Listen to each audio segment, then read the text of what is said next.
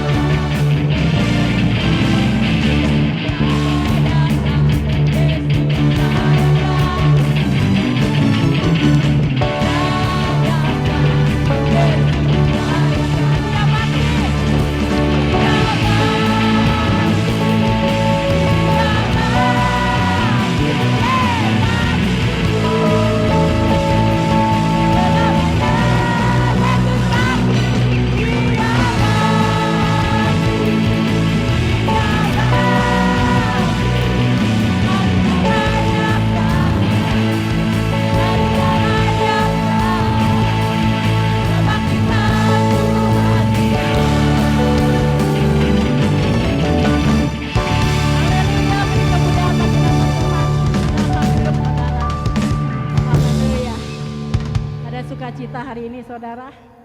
Amin. Kita akan berikan persembahan untuk Tuhan. Haleluya. Haleluya. Kita siapkan hati kita memberikan persembahan untuk Tuhan. Tuhan Yesus yang baik, kalau kami pada hari ini boleh dikumpulkan bersama di tempat ini, di dalam rumah-Mu ya Tuhan. Kiranya sebentar lagi Tuhan kami akan memberikan persembahan. Kiranya persembahan ini dapat menjadi berkat bagi gereja di tempat ini dan juga memperlebar kerajaan-Mu. Terima kasih Tuhan Yesus. Kami siap memberikan yang terbaik untuk Tuhan, mengembalikan apa yang sudah Tuhan berikan kepada kami. Terpujilah nama-Mu Tuhan, kekal selama-lamanya. Haleluya. Amin. Amin. Kita akan memberikan persembahan untuk Tuhan.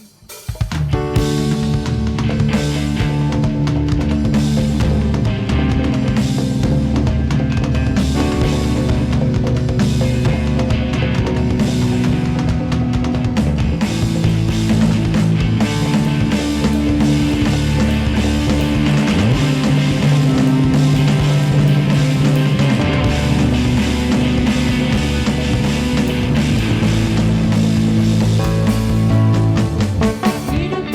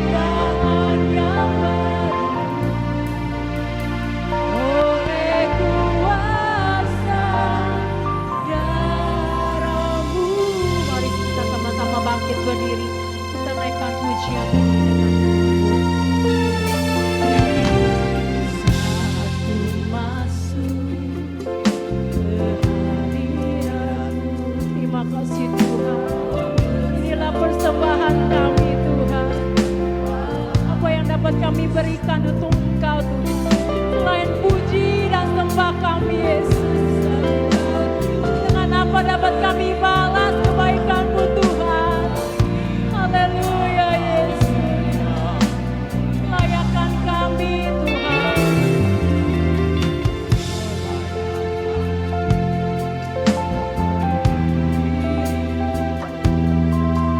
Melihat tata kemuliaan, pujian, menaikkan sembahku berikan bagimu Allah yang mulia. Oleh kuasa dalamku, takkan terus bersatu. Kekudusan-Mu melingkupi. Yes Lord, haleluya,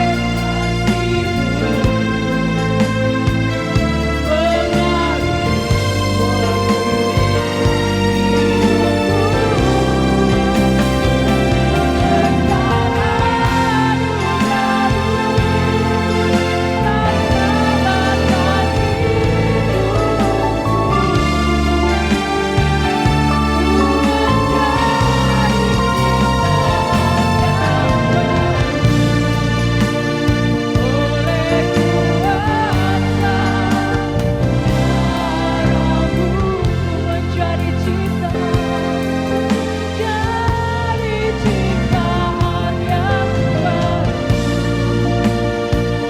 Oleh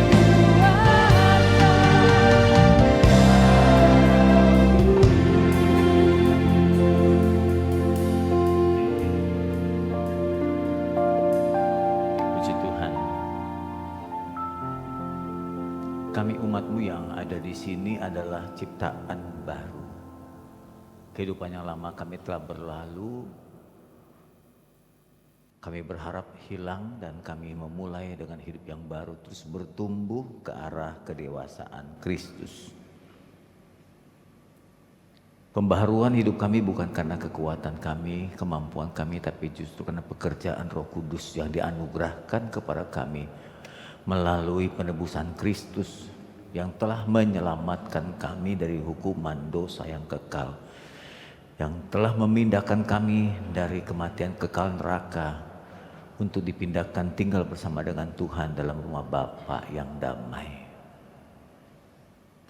Dengan iman kami menerima keyakinan ini. Dengan iman kami mempercayai karya Kristus yang besar ini. Penebusan melalui nyawa Yesus. Tuhan, di dalam perjalanan kami banyak menemui problem, masalah, bahkan rintangan perjalanan kami menuju kedewasaan Kristus. Kami butuh pengetahuan-pengetahuan yang benar akan firman-Mu yang menuntun kami untuk sampai kepada arah yang Tuhan kehendaki, yang Tuhan berkenan. Roh Kudus membantu kami tiap kali kami mendengar firman Tuhan untuk kami mengerti dan mentaatinya. Dalam nama-Mu Tuhan Yesus kami berdoa. Amin. Silakan duduk Bapak Ibu sekalian. Puji Tuhan. Sesuai dengan janji saya, hari ini kita akan membahas tentang kremasi. Tentang pemakaman dengan cara dibakar.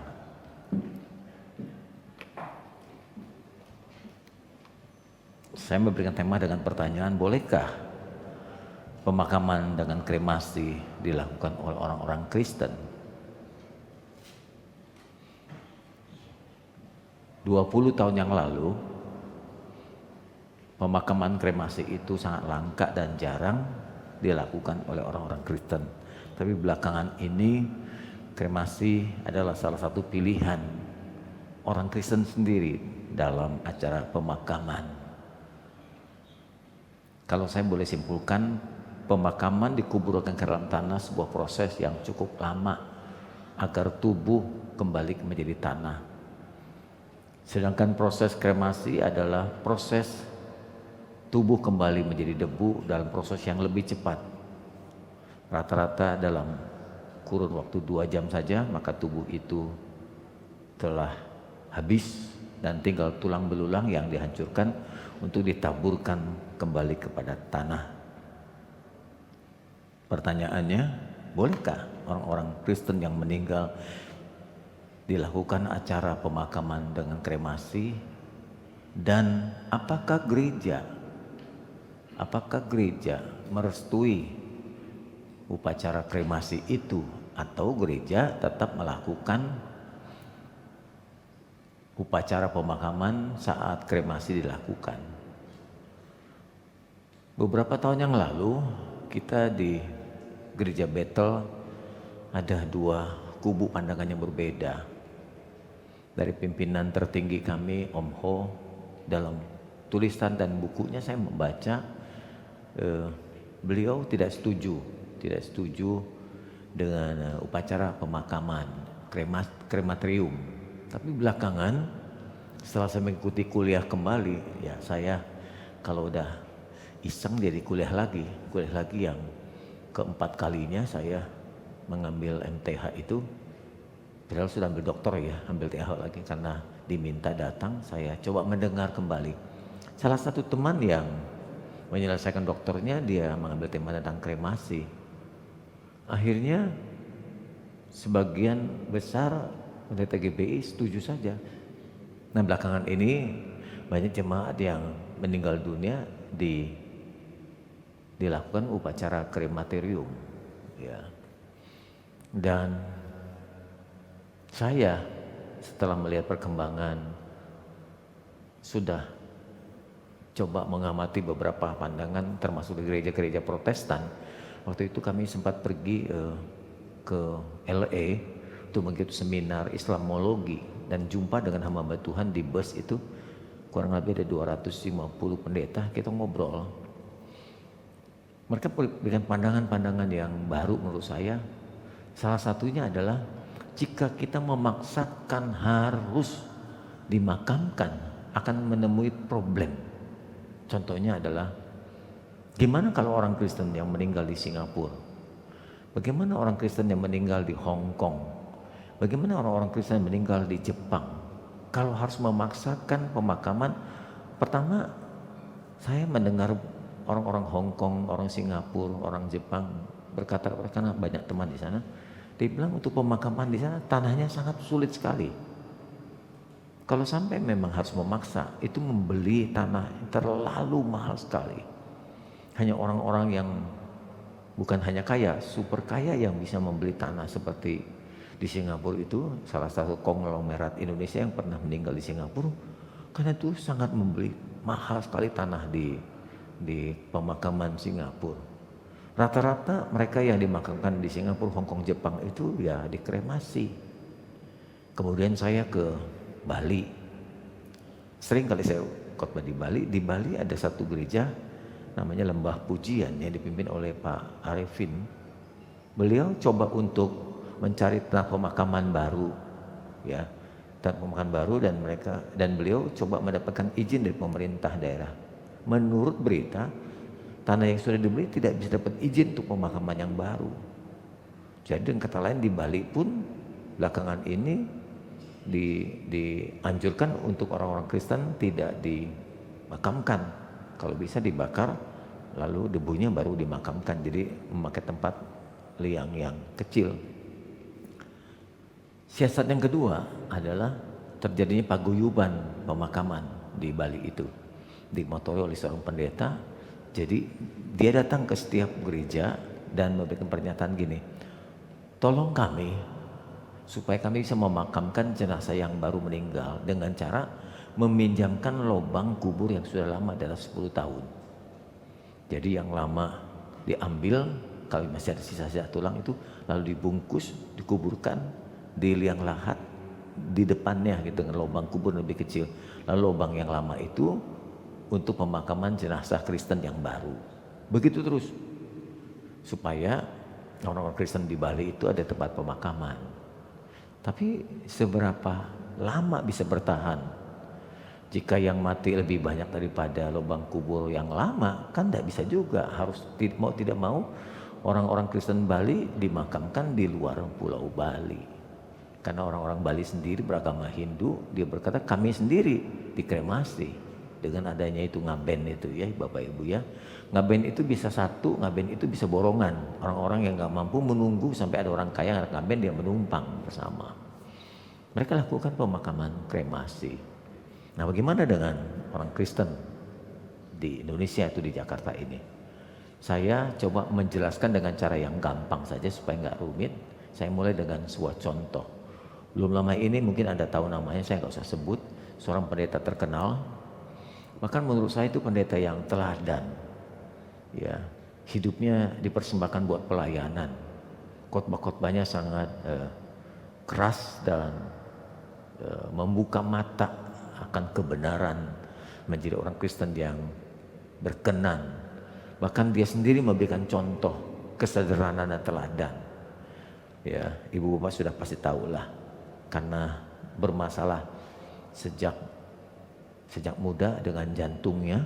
Lalu di hari tuanya dia banyak mengalami problem sampai harus mengalami pencangkokan kalau nggak salah gitu ya. Bapak Ibu, pendeta ini akhirnya meninggal dunia. Ya, dia seorang pendeta, dia seorang gembala, tapi dia juga seorang perintis membuka sekolah-sekolah Kristen. Dia membuka di Kalimantan dengan ribuan siswa yang telah dimenangkan. Dia terbeban di Papua juga mengadakan penginjilan di sana, pelayanan misi. Dan dia juga membuka pengembalaan di Jakarta, di daerah Kuningan, ya di Mall Ambassador kalau nggak salah. Sekalipun saya tidak dekat, tapi saya kenal beliau. Saya sering kali mendengar khotbah-khotbahnya di YouTube gitu ya.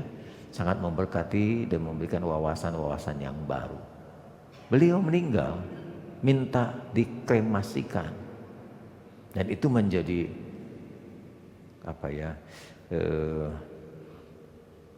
suatu yang membuat pertanyaan begitu, sebuah kejadian yang langka dan jarang.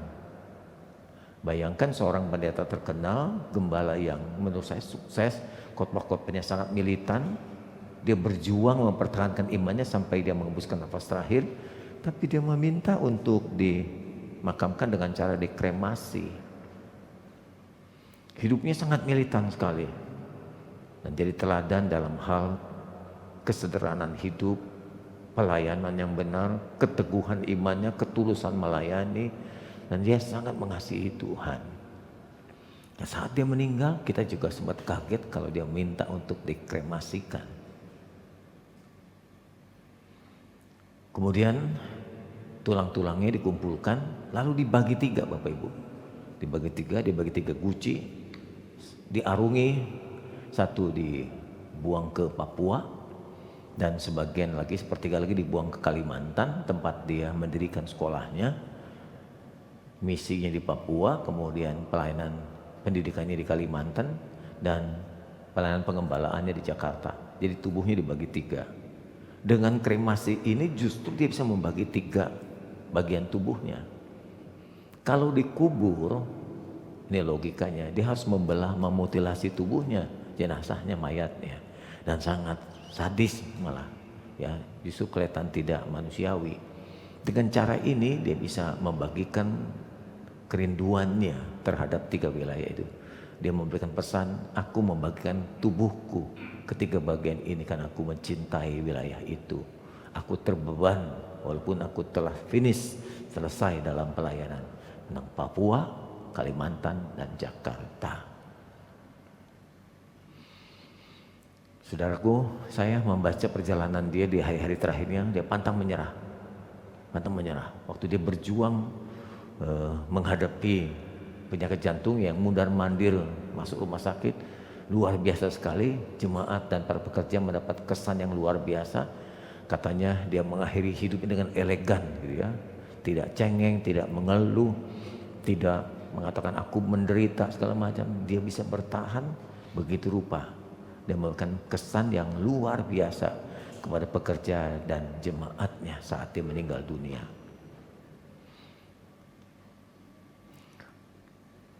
Menjadi pertanyaan lagi, bagaimana dengan kita yang sekarang ini? Kalau ada seorang pendeta saja mau melakukan kremasi, mari kita mulai. Mungkin ada yang bertanya, kenapa nggak dikubur seperti Yesus seperti nabi-nabi, seperti rasul-rasul Tuhan. Kita mengikuti teladan seperti yang Alkitab. Nah, menjadi pertanyaan, tahukah kita bagaimana Yesus dikuburkan? Tahukah kita bahwa bagaimana nabi-nabi, rasul-rasul dulu dikuburkan? Ya. Saya mulai dengan membagi beberapa firman, tidak banyak karena saya tidak punya sempat waktu untuk mencari-cari lagi. Beberapa firman yang berbicara tentang pemakaman, lalu berbicara tentang kremasi di dalam Alkitab. Saya ingatkan, tidak ada satu kalimat perintah pun, kalimat perintah seperti perjamuan kudus ini kalimat perintah. Lakukanlah ini untuk mengenang pengorbananku, itu perintah. Tapi tidak ada satu perintah yang memerintahkan bagaimana cara seorang Kristen harus dimakamkan. Perintah kedua yang saya tahu adalah perintah baptisan. Baptisan, pergilah jadikan semua bangsa muridku, baptiskanlah, itu perintah. Dalam Alkitab cuma dua yang sangat jelas, maka disebutnya dengan sakramen, sebuah perintah yang sakral, yaitu baptisan dan perjamuan. Tidak ada perintah bagaimana cara orang dikuburkan, tapi ada banyak contoh pemakaman dilakukan dalam perjanjian lama dan perjanjian baru. Di antaranya pemakaman dengan cara dimakam atau dikuburkan. Tetapi dikuburkan nabi-nabi dan para rasul dulu bukan menggali tanah, Bapak Ibu. Ini yang sekarang, penggalian tanah sekarang, penggalian kubur dalam tanah itu, menggali tanah itu yang sekarang. Juga harus ditanya, kenapa kok jadi berubah? Dulu dikuburkan dalam goa, kenapa sekarang dikuburkan menggali tanah? Tentu logikanya adalah dulu goa-goa masih banyak, yang mati pun gak sebanyak sekarang. Sekarang tentu goa-goa udah penuh untuk dimasukkan jenazah. Makanya tidak ada jalan lain, mereka harus menggali tanah. Jadi kalau Anda pergi ke Yordan, ke gerbang Yerusalem itu salah satu gerbang emas, itu depannya kuburan semua lembah Yordan itu. Dan dipercayai, nah ini kamu saksi mitos, Yesus akan turun nanti datang kedua kali melewati gerbang itu. Padahal gerbang itu sudah pernah ditutup oleh orang-orang Palestina supaya Yesus tidak masuk ke kota Yerusalem. Karena mereka berpikir kalau Yesus Mesias yang datang nanti masuk melalui gerbang emas itu, maka Yesus akan masuk ke gerbang itu lalu menduduki Bait Allah. Dulu Bait Allah, sekarang masjid. Jika sampai Yesus turun kedua kali melewati gerbang emas itu lalu masuk ke dalam masjid, masjid akan diubah kembali menjadi Bait Allah. Dan Yesus menjadi imam besar di situ. Nah, itu kepercayaan orang Yahudi. Makanya gerbangnya dulu waktu dikuasai Palestina ditutup. Dan di depan dari gerbang itu kuburan semua. Mereka pun mempercayai mitos yang kedua, yaitu kalau sampai Yesus lewat di gerbang itu, orang-orang yang mati di situ akan lebih dulu bangkit dari kematiannya. Makanya beramai-ramai minta dikuburkan di depan gerbang itu. Gitu. Dan tanah di gerbang itu sangat mahal sekali dikuburkan di situ, karena tanah itu menjadi prioritas rebutan setiap orang Yahudi yang dikuburkan jika Mesias datang. Padahal Mesias sudah datang. Kalau Yesus nanti datang bagi kita adalah itu datangan yang kedua kali, bukan lagi sebagai Mesias, tapi menjadi hakim dunia ini. Kembali ke kuburan. Jadi nabi-nabi dahulu dan rasul di zaman Yesus dikuburkan di mana? Di dalam goa. Kalau Anda mungkin pernah sempat pergi ke Toraja, itu hampir sama tuh. Saya sempat pergi ke Toraja dan kita masuk menjelang sore, dibawakan patromak itu masuk ke goa-goa, melihat banyak mayat ditaruh di lubang-lubang goa itu. Bahkan ada yang ditaruh di kayu, di pohon-pohon besar. Biasanya di pohon-pohon besar dilubangi itu mayat anak-anak atau bayi yang kecil supaya bisa mencukupi tempat pemakaman. Tapi orang besar ditaruh di goa-goa lubang bukit batu itu. Contoh yang gampang, Sarah dan Abraham. Dalam Kejadian 23 disebutkan Sarah hidup 127 tahun. Ya, itulah umur Sarah. Kemudian matilah Sarah di Kiryat Arba, yaitu di Hebron, tanah Kanaan. Lalu Abraham datang meratapi dan menangisnya. Kemudian sesudah itu Abraham menguburkan istrinya Sarah di dalam goa. Di dalam goa. Ladang Mapela. Jadi sebuah wilayah agak besar itu dibeli oleh Abraham dari orang-orang di Mapela itu. kalau nggak salah orang Het itu ya. Dia beli satu ladang sekaligus goanya. Nah di goa itu tempat Sarah dikuburkan di sebelah timur Mamre, yaitu di Hebron, masih daerah wilayah Kanaan. Kemudian Abraham juga mati. Abraham mencapai umur 175 tahun. Dan anak-anaknya Ishak dan Ismail yang sempat pisah, anak itu dua kembali menguburkan ayahnya. Menguburkan ayah ini kembali ke Gua Mapela. Kuburnya dekat atau berdampingan dengan Sarah di Goa Mapela di padang Efron bin Jofar, orang Het itu. Jadi beli dari orang Het. Ya, padang letakkan di sebelah timur Mamre yang telah dibeli oleh Abraham dari Bani Het. Di sanalah terkubur atau dikuburkan Abraham dan Sarah istrinya. Dari bapak iman kita atau bapak rohani kita, awal pertama dikuburkan ya di goa itu, di goa itu. Lalu kubur Lazarus, nah, masuk perjanjian baru. Kalau perjanjian lama semuanya nabi-nabi sama Zakaria apa semua, saya pernah datang ke sana, dikubur di lubang kubur. Daud juga, kalau Anda pergi ke Israel, Anda melihat kubur Daud itu masuk ke dalam goa, walaupun sudah direnovasi dengan indah ya di dalam goa. Maka Yesus tiba di Lazarus, didapati Lazarus setelah 4 hari berbaring dalam kubur. Nah, kesannya kita adalah dalam tanah, ternyata bukan. Maka maskulah pula hati Yesus, lalu ia pergi ke kubur itu. Kubur itu sebuah goa yang ditutup dengan batu. Jadi ada goa dirapikan, mayat ditaruh di dalam, lalu ditutup dengan batu yang bundar menjadi menutup pintu dari goa itu. Itu kubur Lazarus. Ternyata nggak beda dengan kubur Yesus. Ya pergi menghadap Pilatus, nah ini kubur Yesus. Meminta mayat Yesus, Pilatus memerintahkan untuk menyerahkan mayat itu kepadanya. Dan Yusuf pun yang punya kubur itu mengambil mayat itu, mengapaninya dengan kain linen yang putih bersih, lalu membaringkannya di dalam kubur. Membaringkan. Jadi mayat masuk ke dalam lubang goa, enggak masuk lalu digali dikubur, enggak, ditaruh di lubang goa itu. Ternyata bisa ada 2 kemungkinan. Saya melihat 2 lubang kubur, jadi kalau Anda ke Israel jangan bingung ya. Ada 2 kubur versi berbeda, satu versi Katolik, satu versi Protestan. Dua-duanya saya sudah kunjungi. Yang versi Katolik ketika saya masuk di kota itu, di Yerusalem itu masuk ke dalam goa, tapi goanya sudah dibenahi karena dibangun gereja mewah. Di dalamnya ada sebuah batu kayak balai tempat tidur. Nah, mayat Yesus itu ditaruh di situ. Jadi pembusukannya terjadi di atas batu itu. Kalau saya pergi ke versi Protestan disebut dengan Bukit Tengkorak, saya pun masuk ke dalamnya.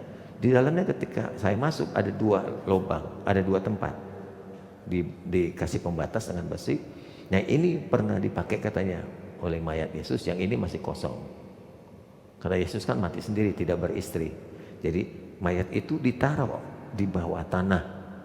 Di bawah tanah, kalau yang versi Katolik di atas batu. Tapi kalau yang versi Protestan diletakkan di tanah itu. Lalu lubang kuburnya ditutup dengan batu yang besar.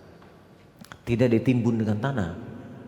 Jenazah-jenazah pada zaman itu tidak ditimbun dengan tanah, jadi membusuk, diletakkan di atas batu atau di tanah dalam goa batu kubur itu. Ya, oke.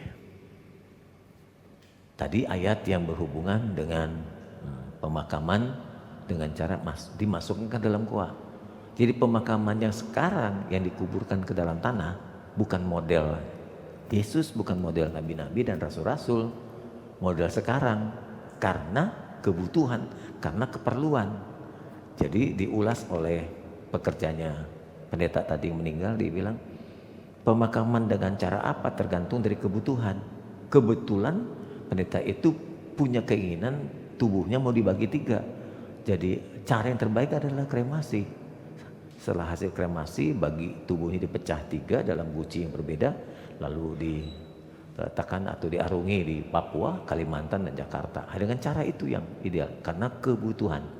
Kalau dengan cara pemakaman kan tubuhnya dibelah 3, enggak sadis banget begitu nanti ya, kesannya sadis banget. Jadi dibilang tergantung kebutuhan. Nah sama dengan situasi sekarang. Kalau Anda ingin praktis, ya kremasi, nggak usah pusing mikirin pemakaman. Ini kebetulan maaf saya sedikit, ini kakak saya datang hari ini membicarakan tentang perawatan pemakaman. Kan papa mama saya udah meninggal, cici saya meninggal, koko saya meninggal, adik saya meninggal, ada berapa gitu saya lupa. Dan ini tiap bulan kita harus bayar perawatan pemakaman, rumput, pengguntingan, perapian, itu mesti kita bayar. Dan kita harus bayar juga pajaknya kepada daerah pemakaman umum, bayar setahun sekali itu dibayar. Dan itu harus diurus, kalau nanti lubang kubur itu dipakai untuk jenazah yang lain. Mau tidak mau karena cara pemakaman tadi. Tapi kalau kremasi mungkin enggak lagi kali ya. Bakar, diambil tulang-tulangnya, dihancurkan, digerus, lalu dibuang ke laut atau dikuburkan atau dilemparkan ke ladang yang luas, selesai. Gitu. Anda mau cara yang mana? Halo? Mau dibakar, kasih kecap?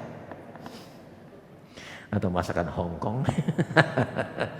Sekarang yang kedua, tadi bercanda Bapak Ibu ya. Cara yang kedua adalah mayat-mayat yang dikremasi. Juga ada di Alkitab. Bukan perintah. Ya, tapi kan mungkin karena kebutuhan. Dituliskan 1 Samuel 31 ini berhubungan dengan jenazah dari Raja Saul dan anak-anak yang terbunuh dalam peperangan. Karena waktu itu Saul kalah dalam peperangan, ya, kemudian bunuh diri, anaknya pun mati dalam peperangan. Lalu ketika didengar oleh penduduk Yabes Gilead mendengar tentang apa yang telah dilakukan orang Filistin yang mengalahkan Saul, maka bersiaplah segenap orang-orang yang gagah perkasa. Ini bekas prajuritnya, tentaranya Saul. Mereka berjalan terus semalam-malaman lalu mengambil mayat Saul dan mayat anak-anaknya dari tembok kota Betsen. Kemudian pulanglah mereka ke Yabes dan membakar mayat-mayat itu di sana. Nah, mereka mengambil tulang-tulangnya, lalu setelah tulangnya dikuburkan mungkin ke lubang yang lebih kecil, lalu dikuburkan di bawah pohon tamariska di Yabes. Sesudah itu berpuasalah mereka 7 hari lamanya atas perkabungan itu. Nah ini pun ada. Jadi ada model-model jenazah yang ditaruh di goa, ada juga model jenazah yang dibakar lalu tulangnya dikuburkan atau diarungi atau dibuang gitu. Ya. Saya berikan sebuah statement, saya sudah membaca Alkitab beberapa kali, tidak saya temukan satu perintah pun seperti perintah perjamuan dan baptisan. Tidak ada perintah Allah kamu harus dikubur, tidak ada. Tapi ada banyak contoh tentang pemakaman dengan 2 cara tadi, yang dibakar dan yang dimakamkan ke dalam goa, bukan dibenam dengan tanah. Menjadi persoalan jika kita atau gereja ngotot tanda kutip memaksakan jemaat kalau meninggal upacara pemakaman harus dikuburkan. Nah problemnya begini, kalau sampai terjadi sebuah musibah, kematian disebabkan karena dimakan binatang buas gitu, tersisa tubuh yang, atau dimakan binatang buas habis ya, kan nggak bisa dibikin upacara. Atau yang berikutnya adalah tenggelam di laut, juga sulit dimakamkan dengan cara penguburan. Kemudian terjadi meledak di pesawat, kan upacara pemakaman tidak bisa dilakukan dengan dikuburkan ke dalam tanah. Terjadi lagi kalau terjadi kebakaran. Beberapa hari ini saya melihat ada beberapa anak-anak yang mati terbakar karena ditinggalkan orang tuanya di rumah dan rumah terkunci gitu ya, dan lain-lain. Kerusuhan-kerusuhan Mei beberapa belas tahun lalu juga terjadi banyak jenazah orang-orang Kristen yang terbakar dalam kerusuhan itu. Atau seorang pergi atau pelaut pergi ya bersama dengan kapten kapalnya mengarungi benua yang jauh, mungkin bisa 1-2 bulan, lalu di tengah jalan sakit mendadak meninggal. Nah nggak mungkin kapal itu pulang lagi untuk menguburkan satu orang yang meninggal di dalam kapal. Upacaranya gimana? Dibungkus mayat itu, kemudian diikat dengan besi atau dengan beban yang berat, ditenggelamkan dengan upacara penaburan bunga. Nggak mungkin kapal yang sudah jauh begitu lalu berbalik lagi ke Jakarta untuk memakamkan satu orang meninggal itu. Tidak bisa begitu Bapak Ibu, terlalu banyak harga yang harus dibayar. Mau tidak mau pelaut itu akan ditenggelamkan di tengah jalan, diikat mayatnya, dibungkus, bikin upacara di situ, kemudian dibuang ke dalam laut. Jadi makanan ikan, nah ikannya dimakan saudara. Bisa saja, nggak ada upacara pemakaman. Jadi kalau kita katakan, wah kalau nggak dikubur nanti nggak masuk surga, nggak diselamatkan. Nanti kita akan bahas terakhir ya Bapak ini ya, gimana kalau orang yang akan upacara pemakaman atau menenggelamkan jenazah itu ke dalam laut kalau mati di tengah perjalanan berlayar. Nah apalagi kalau orang Kristen itu tinggal di negara-negara yang tidak menyediakan lahan pemakaman karena terlalu kecil negara itu, seperti Singapura, Hong Kong, Jepang yang sudah saya katakan tadi di awal. Nah negara-negara ini kelihatannya tidak menyiapkan pemakaman umum, apalagi untuk keluarga yang tidak mampu. Kalau yang kaya mungkin bisa saja membeli pemakaman baru dengan harga yang sangat mahal. Kalau orang yang nggak mampu tinggal di Singapura, pas-pasan hidup gitu di Hong Kong. Saya punya jemaat, pernah ketemu waktu saya tur di Hong Kong itu kurang lebih 30 tahun yang lalu, dia menjadi guide tour. Saya bilang, yuk tinggal di mana? Dia tunjukkan saya ke apartemen. Dia bilang, kayak kandang burungnya Pak Samuel. Ya saya tinggal di situ. Ukuran di dalamnya dia bilang itu hanya berapa meter kali berapa meter. Hanya untuk bisa tidur saja dan makan di situ. Apartemen sana mahal banget. Bagaimana bisa menyediakan tempat pemakaman di daerah seperti itu? Untuk orang hidup saja susah, apalagi untuk orang mati. Maka jalan yang praktis adalah kremasi di Hong Kong, Jepang, dan Singapura. Oke, saya kembali ke dasar firman Tuhan. Tubuh manusia itu dibuat dari debu atau dari tanah. Senyawanya sama saja, debu, tanah sama saja senyawanya.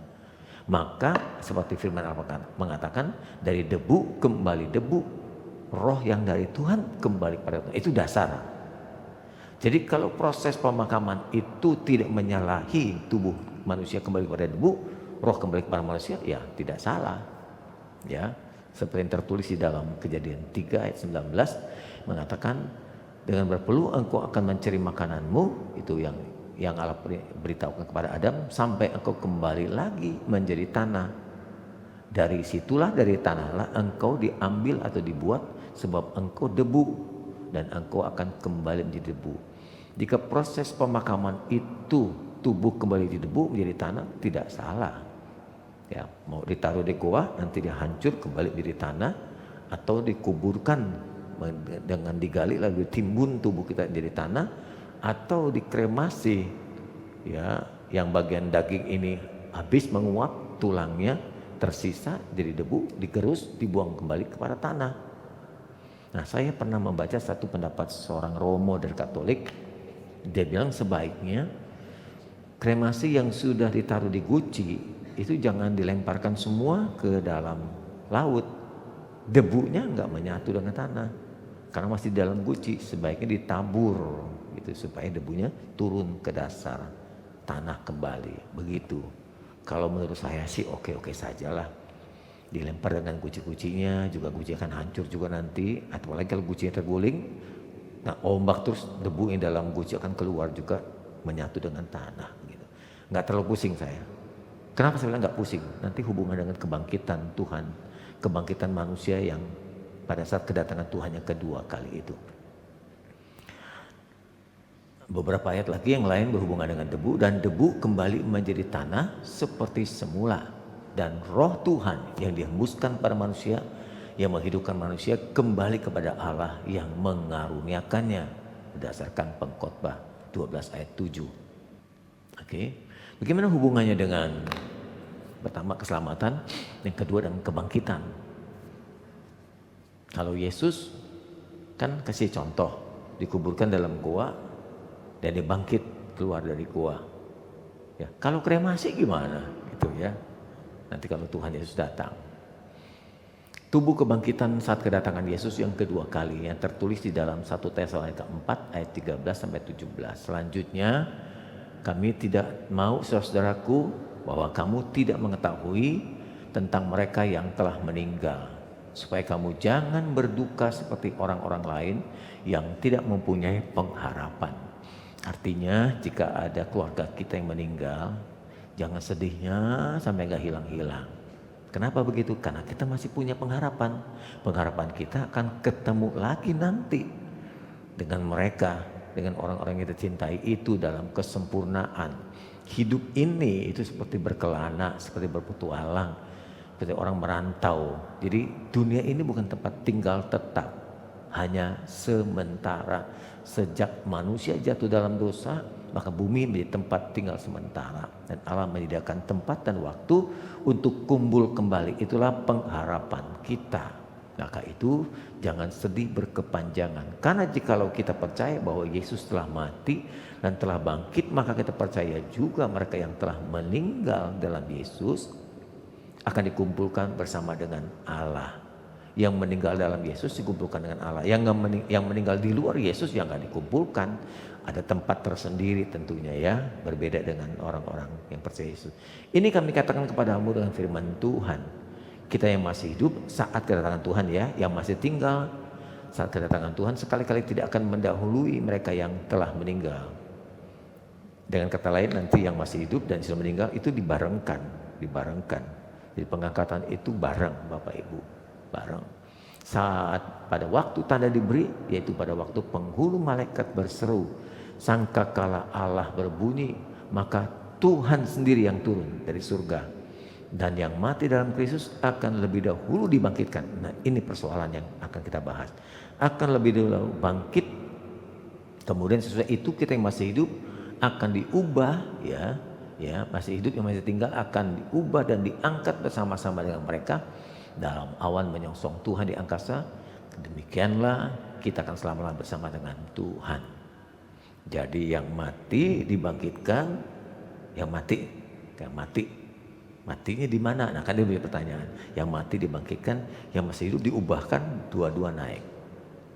Ketemu di awan-awan. Satu, yang pertama. Kalau dibangkitkan, apakah dibangkitkan dengan tubuh yang lama? Jawabannya tidak. Tubuh yang lama sudah hancur, bergabung dengan tanah. Entah dimakamkan dengan cara dibenam ke dalam tanah atau ditaruh di batu-batu akan hancur, atau yang dikremasi juga hancur, atau yang mati di laut, atau yang meledak di udara, hancur tubuhnya, sudah menyatu dengan bumi, kembali dengan tanah itu.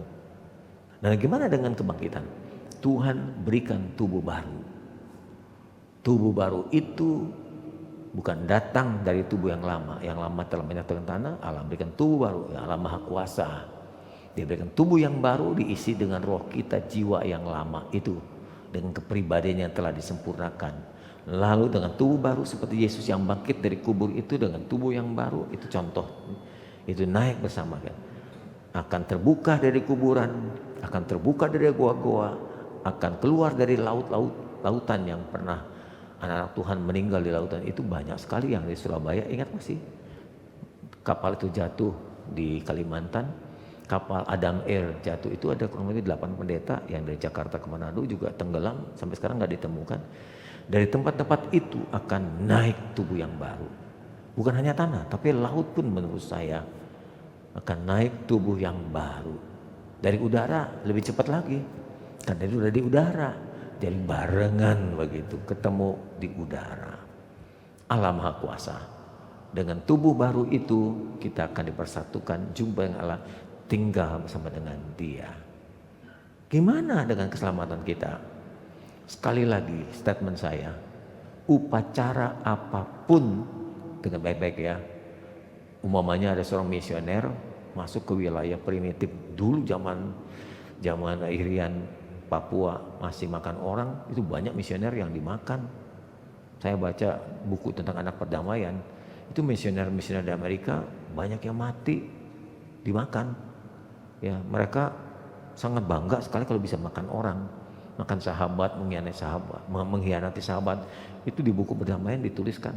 Udah ratusan, mungkin ribuan orang yang mati. Dan mereka dimakan begitu. Ya, kemudian mereka yang dibakar, macam-macam cara mereka memakan jenazah manusia waktu itu. Bapak Ibu, upacara yang seperti itu tidak akan mengubah keselamatan seseorang. Atau ada satu anak Kristen, diam-diam Kristen dan dibaptis di tengah keluarga yang non-Kristen, agama lain. Tentu waktu dia meninggal, ya diupacarakan oleh keluarganya dengan upacara yang berbeda. Pakai agama Konghucu kah, Buddha kah, Hindu dan atau Muslim. Kan orang ini Kristen sebetulnya. Apakah dengan upacara yang berbeda agama akan mengubah keselamatannya? Jawabannya apa? Kenapa tidak? Kenapa tidak? Karena upacara tidak mengubah iman orang itu, Bapak Ibu. Ya, tidak mengubah iman orang itu. Jadi yang menyelamatkan, kan berdasarkan firman yang benar, yang menyelamatkanmu adalah engkau beriman kepada Yesus juru selamat penebus dosa kita. Jadi yang menyelamatkan kita lah pada saat waktu kita hidup, kita mengakui Yesus sebagai Tuhan. Nanti setelah kita mati, mau dibakar, mau direbus, mau dibuang ke laut, mau dikremasi, itu tidak akan mempengaruhi keselamatan kita, Bapak Ibu. Tidak akan mempengaruhi. Ya, Anda mungkin pergi ke hutan, tiba-tiba di hutan dimakan singa, dimakan buaya, tidak akan mempengaruhi keselamatan kita. Jadi kesimpulan saya, selama upacara pemakaman dikubur, taruh goa atau dikremasi, tidak usah diributkan tentang keselamatan seseorang. Selama dia masih percaya kepada Kristus, beriman kepada Kristus, gitu, nggak usah pusingkan. Jadi kalau nanti Anda ada di tengah keluarga yang tidak seiman denganmu, lalu keluarga bilang, ini harus pakai upacara ini, ya udah nggak usah pusing. Pendeta Samuel mesti khotbah, tapi karena mamanya mendesak dengan cara agamanya, tidak apa-apa, tidak usah pusing. Saya akan tetap datang dan menghormati upacara itu, karena upacara itu tidak akan mengubah keselamatan yang meninggal. Yang meninggal kan tetap percaya Yesus, tidak melepaskan imannya. Paham Bapak Ibu? Jadi pendeta tadi pun yang meninggal, yang tubuhnya dibelah, dibagi 3, tidak akan mengubah keselamatan dia dengan upacara kremasi itu. Demikian penjelasan firman Tuhan buat kita. Kiranya kita paham, kalau nanti maaf tidak diminta, ada jemaat yang minta dilakukan kremasi, kita tidak akan keberatan. Kita tidak akan keberatan. Kita akan melaksanakan upacara sampai terakhir ketika jenazah itu dimasukkan ke dalam api pembakaran atau krematorium. Prosesnya cuma beda, satu cepat 2 jam, yang satu mungkin perlu waktu 2 tahun untuk menghancurkan tubuh menjadi tanah kembali. Kalau krematorium 2 jam saja, ditabur arungi ke Ancol, sudah kembali ke dasar tanah kembali. Tubuh kembali kepada tanah, roh kembali kepada Tuhan. Tinggal Anda memilih saja. Gereja kita tidak kaku seperti itu. Itu dasar-dasar firman Tuhan. Paham ya Bapak Ibu ya? Jadi kalau nanti dipertanyakan, tidak usah diperdebatkan lagi. Gembala telah memberikan penjelasan kepada kita sekalian. Tuhan berkati. Mari kita siapkan diri masuk dalam perjamuan Tuhan. Kita naikkan hari-hari hidup datang dan berlalu seperti deret awan. Lupa tadi berita sama Yakub, tapi mungkin pasti bisa dicari ya. Karangan Pak Erastus itu.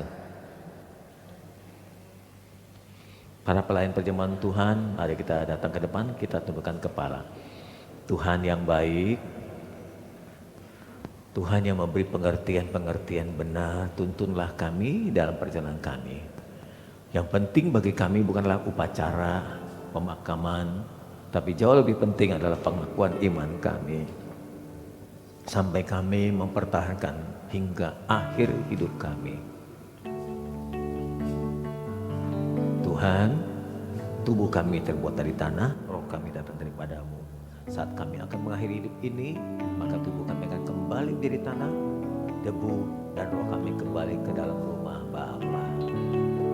Berkati perjamuan sebentar yang meneguhkan perjalanan kami, menguatkan kami dari setiap cobaan dan rintangan, dan kami setia sampai akhir.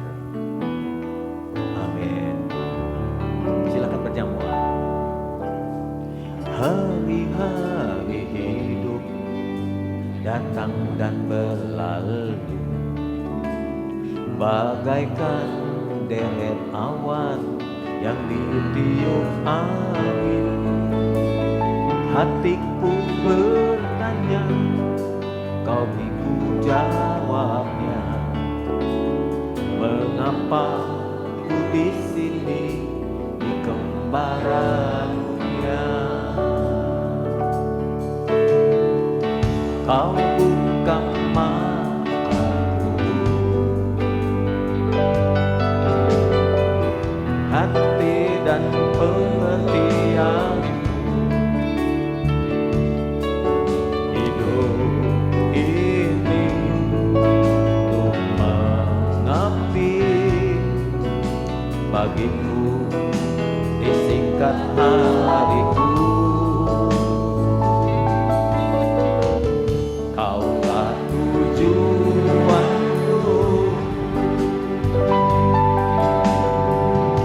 indah kerajaanmu. Di ujung jalan nampak matahari kehidupan yang tak pernah terbenam. Hari-hari hidup, hari-hari hidup datang dan berlalu, bagaikan derek awan yang ditiup angin. Hatiku bertanya, kau berikan jawabnya. Mengapa ku di sini di kembara dunia? Ku buka mataku, hati dan pengertian. Hidup ini mengabdi bagiku disingkat hariku. Kaulah tujuanku, indah kerajaanmu. Di ujung jalanku nampak matahari kehidupan yang tak pernah terbenam. Ada jemaat yang belum mendapatkan roti dan anggur, diaturkan di bawah. Kalau sudah, mari kita bangkit berdiri. Hati-hati buka tutup anggur Bapak Ibu, karena seringkali keras dan ketika Anda buka muncrat mengotori baju putih kalian. Hati-hati ya, pelan-pelan. Oke. Pegang roti di tangan kananmu Bapak Ibu dan anggur di tangan kirimu. Dengarkan firman Tuhan. Roti yang kita genggam menggambarkan tubuh Yesus dan anggur dari yang telah dicurahkan. Inilah tanda atau mewakili penebusan Kristus bagi kita. Kita diselamatkan karena penebusan Kristus. Karena kita tidak mampu menebus dosa sendiri, hingga Tuhan harus turun ke dunia menjadi manusia dan menggantikan hukuman bagi kita. Caranya dia mati disalibkan tanpa dosa, agar dosa kita diampuninya. Tuhan perintahkan untuk kita melakukan waktu-waktu tertentu untuk mengingat pengorbanannya, agar kita berpegang teguh dengan pengorbanan Kristus ini. Mari dengarkan firman-Nya. Apa yang telah kutuliskan ini kepadamu, aku terima perintah dari Tuhan, bahwa Tuhan Yesus pada waktu akan diserahkan mengambil roti dan sudah itu ia mengucap syukur atas roti itu. Dan sesudah itu ia mengatakan dan memecahkan roti serta berkata, inilah tubuhku yang diserahkan bagi kamu sekalian. Perbuatlah ini untuk mengingat pengorbananku. Kita makan bersama-sama dalam nama Tuhan Yesus. Pindahkan cawan anggur ke tangan kanan kita dan dengarkan firman-Nya kembali. Kemudian Yesus mengambil cawan sesudah makan dan berkata, Cawan ini adalah perjanjian baru, sudah dimeteraikan oleh darahku. Lakukan ini tiap kali kamu meminumnya untuk mengingat pengorbananku. Sebab tiap kali kamu makan roti dan minum cawan ini, kamu memberitakan kematian Tuhan sampai Tuhan datang untuk kedua kalinya menghakimi dunia ini. Kita minum bersama-sama dalam nama Tuhan Yesus Kristus.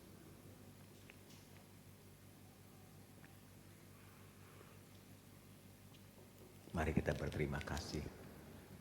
Terima kasih Tuhan. Terima kasih. Kami selalu diingatkan supaya kami menjadi teguh. Kami kuat menjalani perjalanan hidup yang penuh dengan tantangan. Biar kami setia seperti-Mu Tuhan. Mengakhiri pertandingan perjalanan hidup kami sampai garis akhir. Luruskan dan tuluskan motif kami berjalan bersama dengan Tuhan. Jauhkan kami dari kecurangan, kesandiwaraan dan kemunafikan. Agar kami terus berkenan sampai hari akhir kami.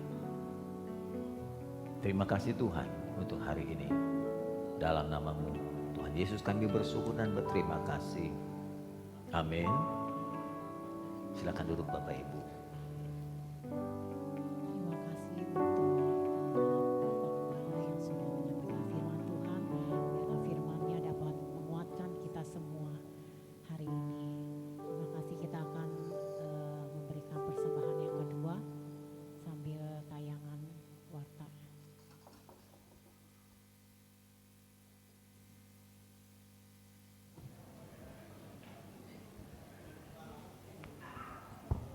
Ada beberapa hal penting yang saya sampaikan untuk menambah berita di gereja ini, yaitu pendaftaran gathering sudah ditutup ya, panitia ya, minggu kemarin ya. Jumlahnya keseluruhan hampir 250 jemaat itu yang hadir.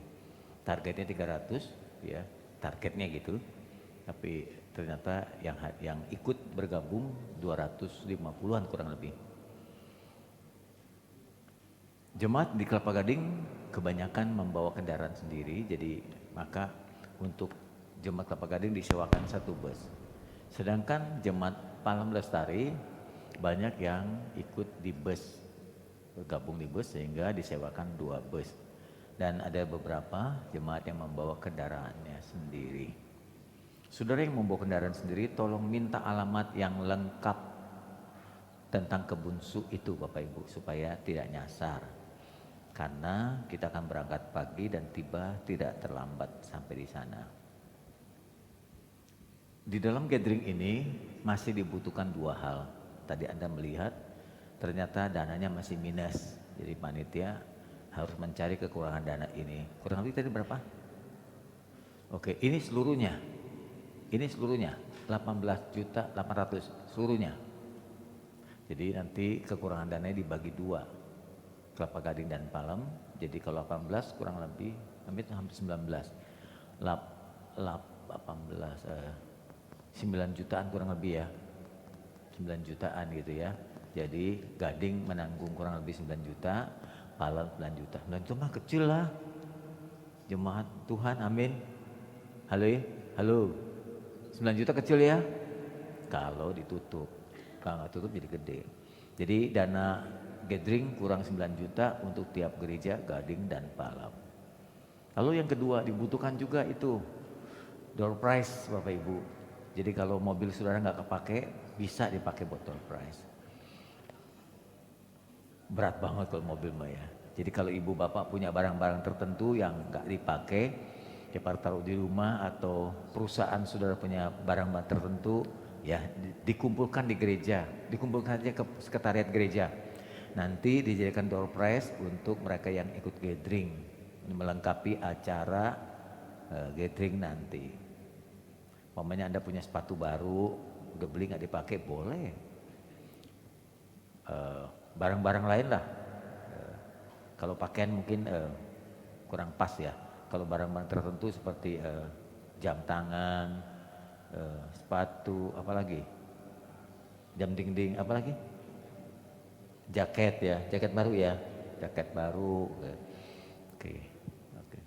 Saya punya beberapa yang saya beli dari Vietnam itu tuh, mau dijadikan doorpress saja nanti. Oke. Yang kedua, gereja telah membuat peremajaan alat-alatnya. Bersyukur ada yang sudah mulai menyumbang, laptop sudah, apalagi keyboard sudah, subwoofer juga sudah cukup satu. Dulu saya pernah beli itu harganya hampir sekitar 50 juta kalau nggak salah, lupa saya. Jadi satu saya sumbang ke Palem, satu saya sumbang ke Gading. Subwoofer itu yang besar itu buat speaker bass. Mulai besok Selasa akan dipasang. Kabel kenarinya saja satu gulung itu 3,2. 2,5 juta. Belum itunya. Apanya? Jack-jacknya. Ya, sudah disumbang. Jadi sisanya kurang lebih mixer digital. Snap kabelnya kan sudah tadi ya. Arta, snap kabelnya sudah. Oh, yang nyambung. Oke. Subwoofer sudah, speaker monitornya. Oke, dengan amplifier. Jadi yang belum itu tadi speaker monitor, amplifier, kemudian step kabel dengan mixer digital. Dan Pak Bong sebagai koordinator perawatan gereja juga sudah menyumbang untuk mengecat kembali gedung gereja ini. Ya, dari atas sampai bawah ya, tinggal mencari tukangnya. Puji Tuhan. Ya, gerbang, Anda lihat gerbang yang besi itu gereja, itu pun sudah diperbaiki oleh Pak Bong dengan memanggil tukangnya. Puji Tuhan. Jadi yang tergerak, Anda mau memberi silakan. Jadi gereja telah memberikan daftar kebutuhannya. Kita berterima kasih untuk lancarnya acara pernikahan Febrian dengan Feeling. Ya, dari pemberkatan menarik banget, elegan banget. Resepsi juga cuaca baik ya. Nggak ada kekurangan ya. Wah, tinggal menunggu waktu bulan madu aja nih ya. Puji Tuhan. Terima kasih untuk dukungan semua jemaat yang hadir di pemberkatan dan resepsi. Tuhan. Jaga kesehatan Ibu Bapak karena cuaca panas belum berhenti. Menurut BMKG ini berjalan beberapa bulan. Ya, cuacanya sangat panas sekali. Jadi kalau bisa jangan terlalu sering keluar kalau tidak membutuhkan, tidak memerlukan harus keluar ya. Kenakan kemeja panjang dan gunakan payung serta topi. Mari kita bangkit berdiri. Puji Tuhan. Kita tutup ibadah kita. Siapkan diri untuk acara kenaikan Tuhan Yesus dan baptisan air di Kebunsu tanggal 18 Mei. Berangkat pagi kalau tidak salah. Dari sini jam berapa berangkat? Jam 6 ya? Setengah 6, 5.30. Dari rumah jam berapa? Jam 5. Begadang ini mah. Udah tidur di gereja aja. Di lantai atas ada ruangan tidur Ibu Bapak. Oke, yang bawa kendaraan sendiri sih bisa atur waktu dengan baik. Tapi yang naik bus datang 5.30 Bapak Ibu supaya tidak terlambat perjalanan. Oke. Kedai tunduk kepala. Kami berterima kasih untuk seluruh acara berjalan baik. Tiap-tiap gereja mengadakan acara, semua berjalan baik dan didukung oleh jemaat Tuhan.